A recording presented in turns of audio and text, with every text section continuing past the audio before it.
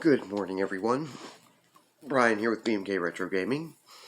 This morning I have a review for you guys of the Atari 7800 original library game, Ms. Pac-Man. Now, the arcade cabinet original was developed by Namco, CC, GCC, General Computer Corporation, who also developed the Atari 7800 itself, ironically, and published by Midway, and Namco got royalties on it because Namco holds the rights to the Pac-Man franchise. Though it's messy. That was all developed in 1982. Now, under Atari, with, again, General Computer Corporation, GCC, having developed the Atari 7800 too, well, the Atari 7800, as most know, got held back from its initial test market release in '74, after the sale of the company to the Jack Tramiel and everything that would ensue. It got held back from market until '76, which is the year that Miss Pac-Man was republished, along with a number of other titles, which were the launch titles for the game. They were ready, but they just were on hold. Anyway, it's an interesting story with the development because the game Crazy Auto, which did see a limited release and even has a homebrew port of it now, is what they've been working on. You see, General Computer Corporation like to make updates, or enhancement kits to various arcade games and such. And as it turns out, after a ruling regarding one of them, I forget which, but anyway, it was told that they basically have to offer their work, or, have to be consulting with. Basically, they have to be on board with working with or under, they have to present their work with the companies which had created the original versions of the games they're trying to create update kits for. And so they present to Midway about Crazy Auto, which got changed to Ms. Pac-Man. And thus we got the sequel. A little bit, even though Namco was involved with their input, it was a bit embarrassing for them since they didn't actually develop it. Anyway, with the Atari 7800 port, it has everything from the intermissions to the about 9 different levels that you go through before you get go back to just going back through them all, which kind of continues the random maze format. It's faster. You have bouncing fruit. In general, it's quite an improvement on the Pac-Man formula, and was very popular with female gamers, even more so than Pac-Man was. So it's one of those games which really outdid the original. That's not to take away from Pac-Man, though. Pac-Man is still awesome. And I don't think anything changes that. Ms. Pac-Man just makes the Pac-Man franchise even more awesome in its own right. Anyway, here's my loose copy of the Atari 7800 port. Ooh, glare. As you guys can see, it's not the cleanest looking or best. It's all in black and white, and mine could obviously have used at least a bit of a working on it, but it's pretty nice. Let's see, it still says here, that was released in '86. They almost always say '87 for some reason. Maybe that's when they finally got the rights worked out, and got everything in order on the legal end. I don't know. Anyway, interestingly, the arcade cabinet originals almost always would refer to the enemies as monsters, but you look up the instruction manuals, they almost always refer to them in the ports as ghosts, which they do have kind of a more ghostly look, or so I think, but go figure. I usually tend to use the term ghost anyway, because I'm not playing the arcade cabinet original of the game, and because they do have a kind of more ghostly appearance in my view, but I don't care if one refers to them as ghost monsters or what. I've even seen that there are some ports, some of the games where they actually, I forget which one. I think it's one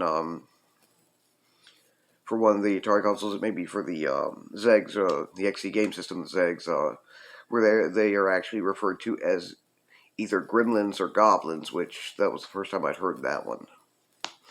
In any case, I'm going to get this tossed into my Atari 7800, and we're going to get set up to take a look at some gameplay.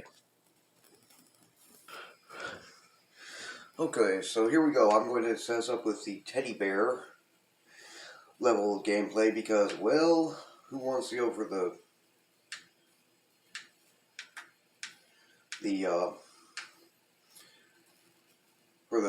banana is the most difficult. This is the easiest.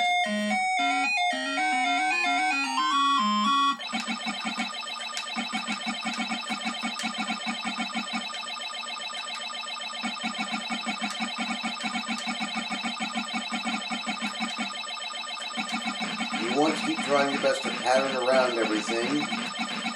Do not give the ghosts so much of an opportunity on you because they will take it.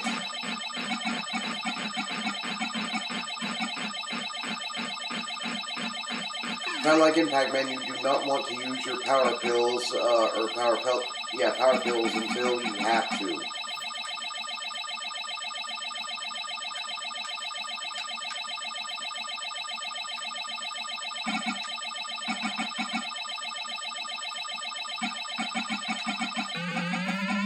Of course, once you have to, make the most of them. Each ghost is worth another 200 points, if I'm not mistaken.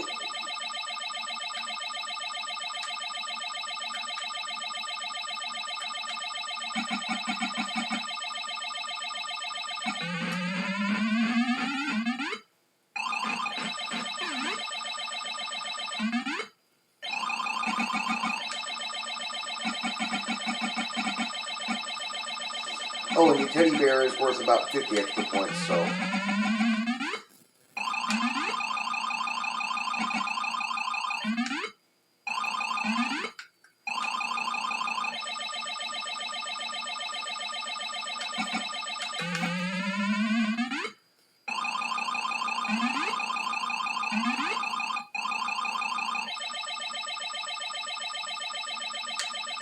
Whoa. Almost ran headlong into that.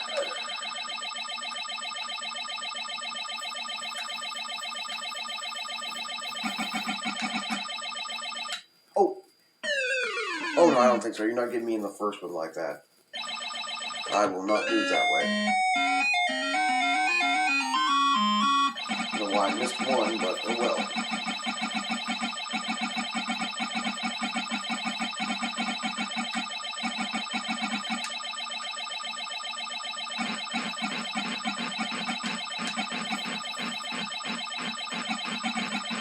Never underestimate me, you stupid ghosts. Okay.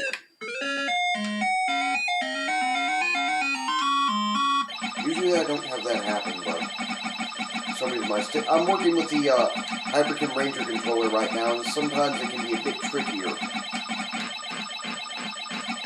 Not usually by a lot, but sometimes. Hello, Teddy. Yeah, the ghosts have ways that they're going to pattern out and try to come after you anyway, but they usually are not too bright about it. Really, they don't become such a big pain until this thing starts to get a lot faster, and that's where you want to be watching out for it.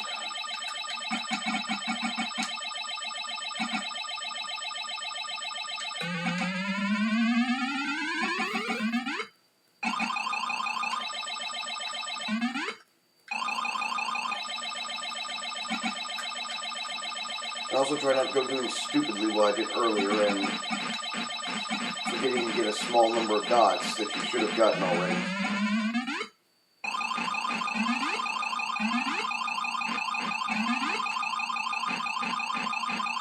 Here, teddy bear. Uh-oh. Now I'm not going to be that dumb.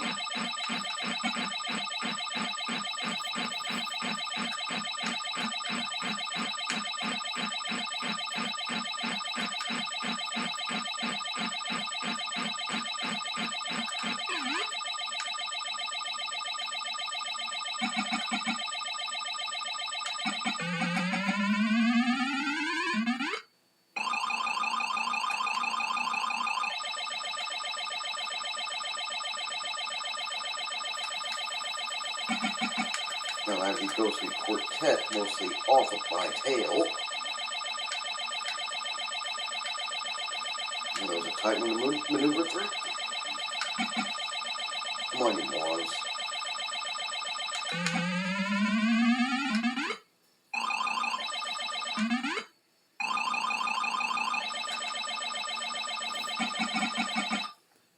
Okay, not quite as good as I could have finished it at, but it works. By the way, you get an extra life at 10,000 points. Yeah, I get you idiots can move fast. So what? So do I.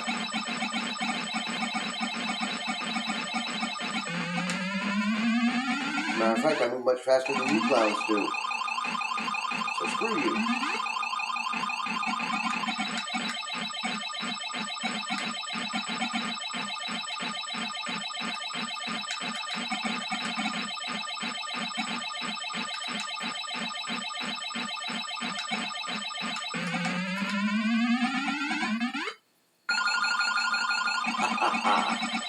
By the way, it's a good idea to go for these areas right there around the right there around where the ghosts come out at pretty quick because, well, it can be a tough area to get through without getting nailed. Darn it.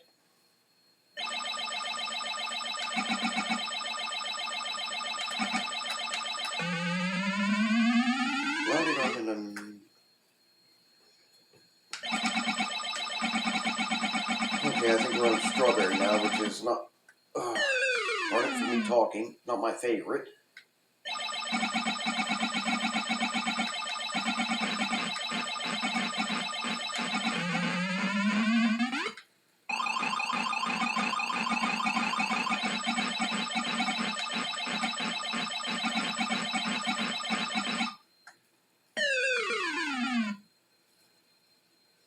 Usually handle that one a lot better, but for some reason they're just giving me a tough time this morning.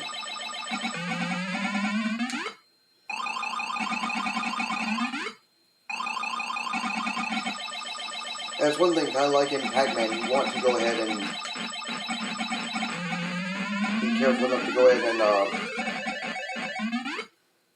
finish more of the maze on one power pill and not. I told you to go left, you stupid. I hate when this thing wants to play that darn game with me about.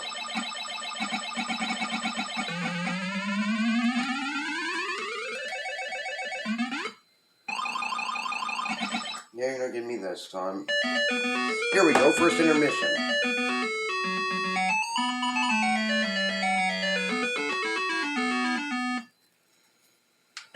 And I kind of stink at this one. I just barely got down the last time I tried it, and not by much. Ugh. Didn't even let you do that. Oh, come on. Well, there's my game over. 15,330. I could have done worse, but you guys get the idea with the gameplay. Would love to show you more, but once it gets that fast, it's a bit tough. Okay, so that was Miss Pac-Man, a 1986 original library game for the Atari 7800. It's very good, and if you guys get a chance to play it, whether through through original hardware and the cartridge, or through emulation somehow, I highly recommend it. This is a game not to be missed. My apologies again, I didn't get to show you guys much more of the second maze than I didn't, but sometimes it just goes that way. It gets pretty fast, and I have barely learned to get it down. My friend James Witt is actually the Pac-Man expert among my group, so he could probably tell you exactly how to do it with no problem. Well, at least on probably the Atari VCS 2600 port, as he's more familiar with that one than having an Atari 7800.